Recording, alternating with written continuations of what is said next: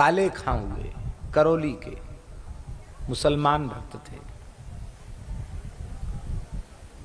एक बार इन्होंने देखा कि बड़ी भीड़ लग रही है सवेरे सवेरे, तो उन्होंने पूछा कि यहाँ लोग क्यों इतने लोग इकट्ठे होते हैं। तो एक व्यक्ति ने, वैष्णव था, उसने कहा श्री मदन मोहन जी हैं, उनकी मंगला करने जाते हैं। मदन मोहन जी? हाँ, हमारे भगवान हैं। तो भोले थे काले खां। इन्होंने कहा कि हमारे यहाँ तो ग्रंथों में लिखा है कि उसकी कोई आकृति नहीं होती है। अरे बोले, जिसने सारी इस जगत को बनाया उसकी आकृति नहीं होती है, कैसे होता? वो साक्षात वहां बैठा है परमात्मा। जिज्ञासा उत्पन्न हुई, एक बार हम देखें तो सही। तो अब जाएं कैसे?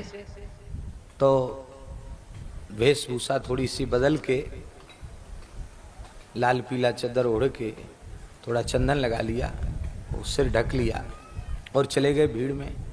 ठाकुर जी का मंगला श्रीअंग का दर्शन किया, खुले श्रीअंग का दर्शन। संस्कार तो कोई रहा ही होगा। महाराज, एक दर्शन में ही ठाकुर जी ऐसे मुस्कुराए मदन मोहन जी कि छीन लिया मेरा भोला समन,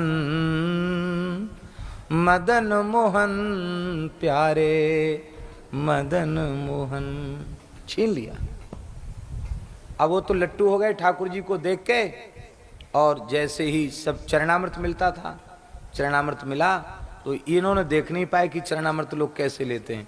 हाथ में चरणामृत आए तो ऐसे कर लिया, कोई पकड़ में आ गए, रे रे तो वो घुसे आए मंदिर, भगा भगा भगा, मारो पीटो, पीट के निकाल दिया बाहर। करौली के जंगल में भटकने लगे और कहा कि इतना मुस्कुरा कर, इतना पागल बना के, और फिर तुमने अपने नौकरों चाकरों से मुझे पिटवाया। अरे तुम बड़े निष्ठुर हो, तुम्हारे लिए जान दे दूंगा। रोने लगे। ठाकुर जी के भोलेपन पर रीझ गए और स्वयं ब्यारू का थाल लेकर के ठाकुर जी आए। अंत में गुसाई जी ने खिड़की खुलवा दी, यहां से इनको दर्शन होगा, और